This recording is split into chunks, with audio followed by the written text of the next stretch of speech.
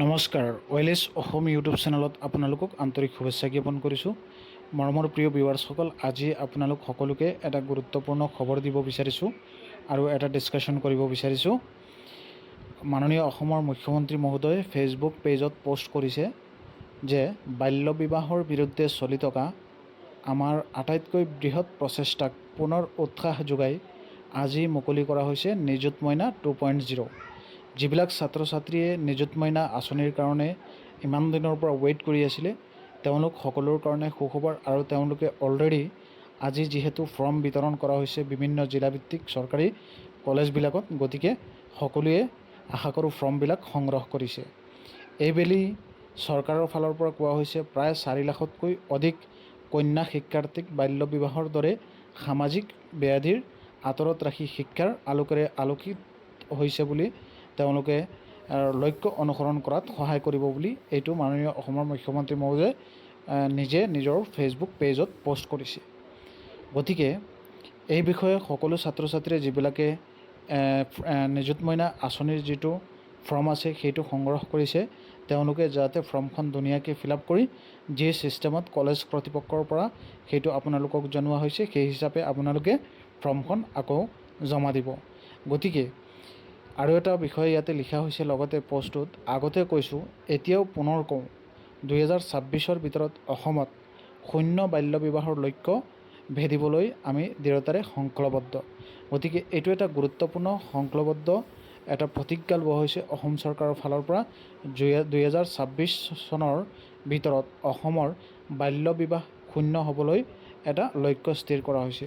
গতিকে সকলো ছাত্ৰ ছাত্ৰীয়ে এই বিষয়ে ইনফৰমেশ্যনখিনি গম পাইছে। আৰু বিশেষকৈ নিযুত মইনা আঁচনি যিটো অকল ছাত্ৰীসকলৰ বাল্য বিবাহ ৰোধ কৰিবৰ কাৰণে অসম চৰকাৰৰ ফালৰ পৰা এইটো মুকলি কৰা হৈছে, আপোনালোক সকলোৱে অৱগত। এইবাৰ যিহেতু নিযুত মইনা আঁচনিৰ 2.0 মুকলি কৰা হৈছে আৰু প্ৰায় 4 লাখতকৈ অধিক ফৰ্ম বিতৰণ কৰা হৈছে, গতিকে সকলোৱে যাতে এই ফৰ্মটো কালেক্ট কৰি আৰু এতিয়া এপ্লাই কৰে যাতে, আৰু নিজৰ ষ্টাডি লাইফটো আৰু উন্নত কৰি পঢ়া শুনাত মনোযোগ দিব পাৰে। সেইটোৱে সকলোকে ধন্যবাদ জ্ঞাপন কৰিছোঁ। এই গুড নিউজটো আপোনালোক সকলোৰ কাৰণে লৈ আহিলোঁ। মুখ্যমন্ত্ৰী মহোদয়ে আপোনালোক সকলোকে দিলে। আৰু আপোনালোকে যদি এতিয়া নিযুত মইনাৰ ফৰ্ম পাইছে আৰু নিউজটো চাইছা, খবৰটো চাইছা, তেতিয়াহ'লে প্লিজ ভিডিঅ'ৰ তলত কমেণ্ট কৰিবা পাইছোঁ বুলি। আৰু ইয়াৰ উপৰঞ্চিও যদি ফৰ্মখন ফিল আপ কৰিবলৈ কিবা এটা অসুবিধা পাইছা আমাক জনাবা, নিশ্চয় আপোনালোকৰ ফৰ্মবিলাক ফিল আপ কৰিবলৈ হেল্প কৰি দিব পাৰিম ভিডিঅ'ৰ যোগেদি। কিন্তু এটা কথা মই ক'ব বিচাৰিছোঁ, নিযুত মইনা আঁচনিৰ যিখন ফৰ্ম তোমালোকে পাবা, সেই ফৰ্মখন তোমালোকে ভাল অভিজ্ঞ জনা শুনা মানুহৰ পৰা ফৰ্মখন ফিল আপ কৰাবা, যাতে কোনো ধৰণৰ মিষ্টেক নহয়, যাতে নিযুত মইনা আঁচনিৰ যিটো আছে সেই আঁচনিৰ টকাখিনি তোমালোকে পাওঁতে কোনো ধৰণৰ অসুবিধাৰ সন্মুখীন যাতে নোহোৱা। আৰু এইটো DVD যোগে তোমালোকক পইচাখিনি বিতৰণ কৰা হয়। গতিকে তোমালোকৰ যিটো একাউণ্ট জমা দিবা, তাতে একাউণ্টৰ লগত আধাৰ কাৰ্ডটো সংযোগ থকাটো বাধ্যতামূলক, নহ'লে তোমালোকৰ বহুতে টকাও নাপায়, সেইকাৰণে প্ৰব্লেম হয়। যাতে এই কামখিনি আগতে কৰি ৰাখিবা।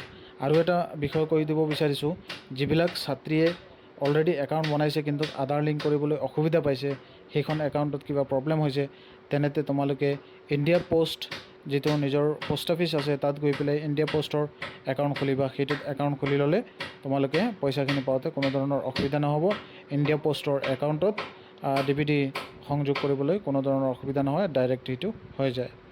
গতিকে এইখিনি সাৱধানতা অৱলম্বন কৰিবা, তোমালোক সকলোকে ৰিকুৱেষ্ট কৰিছোঁ। আৰু যিখিনি নথি পত্ৰ ফৰ্মখনৰ গাইডলাইন মতে দিয়া থাকিব, সেইখিনি যাতে তোমালোকে সম্পূৰ্ণকৈ যাতে দিবা, সেইখিনি টাৰ্গেট থাকিল তোমালোকে যাতে এইখিনি কাম কৰি ৰাখা। ধন্যবাদ জ্ঞাপন কৰিছোঁ। নতুন এটা ভিডিঅ'ত লগ পাম। Thank you. জয় আই অসম।